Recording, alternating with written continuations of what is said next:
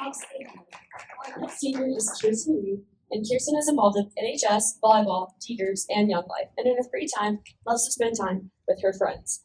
Now she is aiming to find an understanding of neurotransmitters, more specifically dopamine, mental health disorders, and addiction. Now please welcome Kiersten Reed.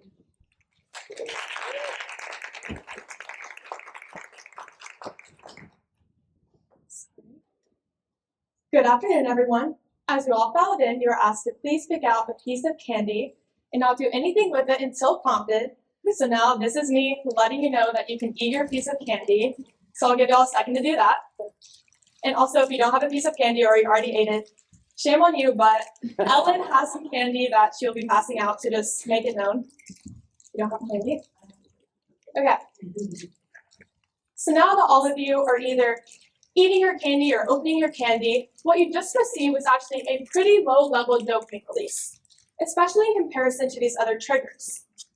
Dopamine is a neurotransmitter that is specifically important when it comes to movement, motivation, reward, and pleasure. It is located within the reward pathways of the brain. There are a multitude of dopamine inducers, with one of the strongest being methamphetamine. And when observing this chart, it's important to understand that base level dopamine lies at 100. And that piece of candy you just say, or you're eating, spiked your dopamine levels to somewhere around 150 to 200. And although this may seem completely insignificant, especially in comparison to these other triggers, it is actually much more important and effective than you may imagine. Hi, my name is Kiersten Reed. I'm in the DSP Scholar class of 2025, and today I'll be talking about the power of dopamine. More specifically, finding an understanding of neurotransmitters, mood disorders, and addiction. Now, I'm sure everyone in this room, at some point or another, has had an encounter or experience with mental health issues, whether that be personally or through the people around you. Mental health challenges are a significant and widespread issue that affect nearly everyone. For me, what prompted my interest in this topic was actually observing many of my close friends struggle with their own mental health, whether that be depression, anxiety, and more. And I've always been the helper friend, or the friend that people come to when they need advice. And over time, I realized it's not just about offering up a sympathetic ear or practical advice, and that I actually wanted to learn the science behind what goes on inside someone's head to cause them to spiral in such a way. I wanted to know the biological processes that cause such a profound emotional and psychological struggle, so that maybe I could better help support and guide my friends. So this led me to a deep dive into neurotransmitters, specifically dopamine, to help unravel the biological processes that go on inside somebody's brain that cause mental health disorders and addiction. My initial research revealed a very alarming statistic, which reads that 50% of adolescents have been diagnosed with mental health disorders. I want everyone to take a second to think about this. 50% of adolescents. This is a staggering figure, which really shows how prominent and persuasive mental health is in young children today and in adolescents. But what I actually first noticed from this statistic was the word diagnosed.